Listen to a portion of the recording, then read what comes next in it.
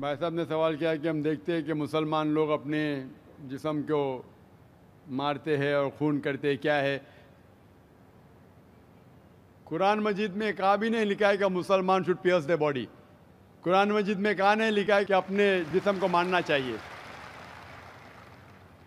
جہاں تک کہ صحیح حدیث ہے، صحیح حدیث میں اللہ کے فرماتے اگر انتقال ہوتا ہے آپ کے گھر والے کا یا کوئی نقصان ہوتا ہے، میکسیمم آپ 3 دن تک سوگ منا سکتے ہیں، 3 دن سے زیادہ نہیں، کیونکہ کسی کا بھی انتقال ہوتا ہے وہ اللہ کی طرف سے ہے. تو انتقال ہونے کے بعد بھی، موت کے بعد بھی اگر آپ کو سوگ منانا ہے، اگر آپ کو یو وانٹ ٹو ویل اینڈ کرائے، میکسیمم 3 days.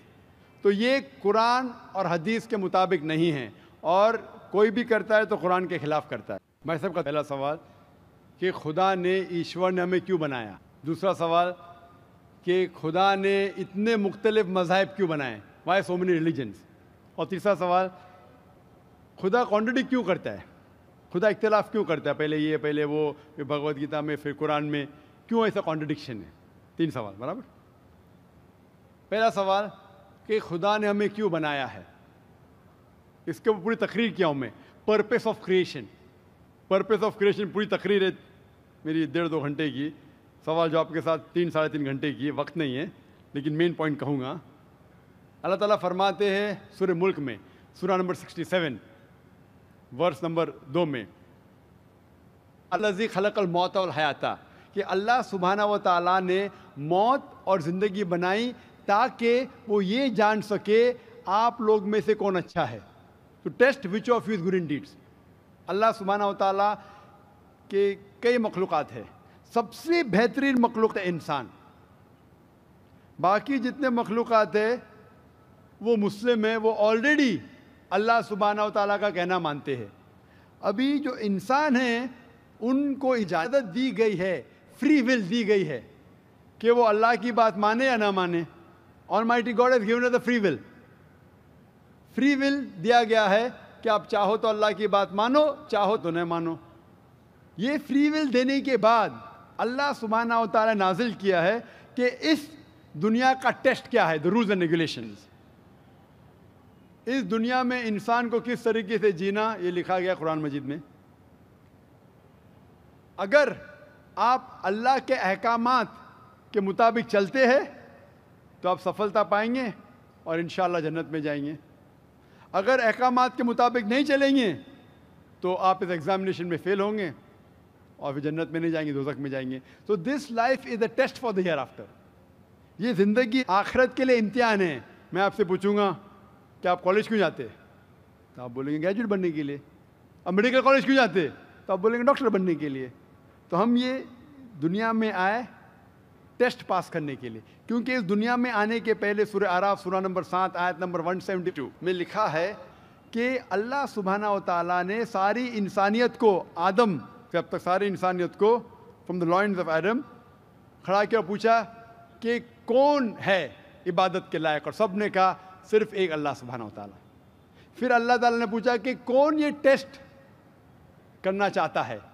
تو انسان ہم بیوقوف تھے جو یہ ٹیسٹ کرنے کے لیے آئے، کیونکہ باقی لوگ یہ پتھر، پہاڑ، جانور، یہ سب مسلم ہیں، پر ان کے پاس چوائس نہیں ہے. اگر آپ کے پاس چوائس نہیں ہے، فرشتے کے پاس چوائس نہیں، جو بھی اللہ کہتے وہ ان کی بات مانتے. لیکن ہم کو چوائس دینے کے بعد اگر ہم اللہ کی بات مانیں تو ہم فرشتے کے اوپر ہو جائیں گے، اگر نہیں مانیں گے تو فرشتے کے نیچے شیطان کے ساتھ ہوئیں گے. تو ہم نے بولے نہیں، ہم کو تو فرسٹ کلاس فرسٹ آنا ہے، تو آ گئے ہم وہاں پر، ہم اس دنیا میں. ٹھیک ہے، تو یہ ٹیسٹ ہے. اور انسان سب سے اچھی مخلوق ہے، best creation of almighty God. تو this life is a test for the hereafter. اور اللہ تعالیٰ فرماتے سورہ داریات میں سورہ نمبر 51 آیت نمبر 56، وما خلقت الجن والانس الا لیعبدون، کہ ہم نے جن اور انسان کو نہیں بنایا صرف اللہ کی عبادت کرنے کے لیے، اور عبادت کے لیے اللہ کی بات ماننا ضروری ہے. تو this life is a test for the hereafter. یہ جو زندگی ہے آخرت کے لیے ہمارے لیے امتحان ہے. آپ کا سوال نمبر 2 کہ اللہ نے مختلف مذاہب کیوں بنائے؟ اللہ نے صرف ایک ہی مذہب بنایا ہے، ایک ہی دین، جس کا نام قرآن میں ہے سورہ ال عمران سورہ نمبر 3 آیت نمبر 19 میں، ان الدین عند اللہ الاسلام. The only religion acceptable in the sight of Allah is Islam. صرف ایک ہی دین جو اللہ کے نزدیک صحیح ہے وہ اسلام. اسلام کے معنی ہے امن, پیس. اسلام کے معنی ہے to submit your will to God. خود اپنے خواہش سے اللہ کے احکامات کے مطابق زندگی کو بسر کرنا. اسلام کا مطلب یہ نہیں کہ محمد سلطان ذاکر. اسلام مطلب اللہ کے احکامات پہ عمل کرنا اور امن حاصل کرنا. تو جتنے پیغمبر آئے صرف اسلام سکھائے. مذہب ایک ہی ہے لیکن مذہب کا پیغام بدلا گیا. جس طریقے سے جو پہلے بھائی صاحب کے سوال میں نے جواب دیا تھا کہ سارے پیغمبر کا اہم پیغام تھا کہ خدا ایک ہے, صرف اس کی عبادت کرو, اور آخری پیغمبر محمد صلی اللہ علیہ وسلم میں باقی چیز میں لٹل بٹ ڈفرینس ہوگا, but the basic message was the same. Basic جو پیغام تھا ایک خدا, صرف اس کی عبادت کرو, اس خدا کی کوئی پرتیما نہیں, بت پرستی غلط ہے. اور اس ایشور کے آخری پیغمبر محمد صلی اللہ علیہ وسلم. لیکن کیونکہ وقت جانے کی وجہ سے جو پیغام جو دیا گیا تھا وہ بدلتا گیا, جیسا میں نے کہا. تو جتنی مذہبی کتابیں جو قرآن کے پہلے آئے, کوئی بھی مذہبی کتاب محفوظ نہیں ہے. ہندو اسکالرس خود کہتے ہیں کہ the Vedas have been changed. Bible scholars خود کہتے ہیں بائبلز have been changed. جتنے مذہبی کتاب کے اسکالرز کہتے ہیں کہ ان کی مذہبی کتاب میں تبدیلی آ چکی ہے. لیکن قرآن میں الحمدللہ. اور جو دشمن اسلام ہیں, اکارڈنگ ٹو ولیم مور, جو ایک اسلام کا بہت گریٹ کرٹک ہے, اسلام کے خلاف بات کرتا ہے, وہ پھر بھی کہتا ہے 200 سال پہلے کہا کہ ایک واحد مذہبی کتاب جو 1200 سال تک کے محفوظ ہے وہ ہے قرآن. تو مذہب ایک ہی ہے, اللہ میں ماننا, اس کی عبادت کرنا, اس کے علاوہ کسی کی عبادت نہیں کرنا, اور آخری پیغمبر محمد صلی اللہ علیہ وسلم. ایک ہی مذہب. ہم لوگوں نے اس کے غلط ڈفرینٹ نام دیے, تو مذہب ایک ہی تھا. آپ کا آخری سوال, اتنے ڈفرینسز کیوں پیدا کیے؟ وہ اللہ نے نہیں کیے, انسان نے کیے. خدا کا سب میں سے یکساں تھا, ہم انسانوں نے اسے تبدیل کیا. جیسا میں نے کہا نا, کائی کے لیے, فائدے کے لیے. تو ابھی ہمیں یہ دیکھنا ہے کہ اصل مذہب کیا ہے. اور میں عام طور پہ کہتا ہوں, جو میں رائے دیتا ہوں میں صرف ایک طرفہ رائے نہیں دیتا ہوں کہ صرف قرآن میں مانو. میں کیا کہتا ہوں, آپ کم از کم ایک بات پہ مانو کہ ایک کتاب 100% خدا کی ہے. ٹھیک ہے, یہ ماننے میں کسی کو گلا شکوا نہیں ہوگا. ہندو کہیں گا وید خدا کی کتاب ہے, عیسائی کہیں گا بائبل خدا کی کتاب ہے, مسلمان کہیں گے قرآن خدا کی کتاب ہے. پھر میں یہ کہتا ہوں کہ جو ساری مذہبی کتابوں میں یکسانیت ہے, ہم کم از کم اس کے اوپر عمل کریں. جو اختلاف ہے اسے کل ڈسکس کریں گے. صحیح بات.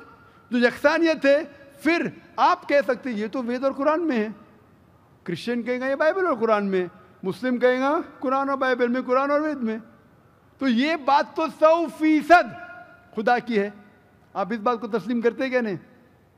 جو چیز کامن ہے بائبل, وید, قرآن میں, وہ 100% اللہ کا کلام ہونا چاہیے. باقی ہے کہنے بعد میں ڈسکس کریں گے. تو ساری مذہبی کتابوں میں لکھا ہے کہ محمد صلی اللہ علیہ وسلم آخری پیغمبر, اختلاف کی بات نہیں ہے. ساری مذہبی کتابوں میں لکھا ہے کہ خدا ایشور ایک ہے, کوئی اختلاف کی بات نہیں. نہ اس کی کوئی پرتیما ہے, نہ کوئی بت ہے, اس کی عبادت کرنا چاہیے. باقی چیز چھوڑو, کم از کم اس پہ تو عمل کرو.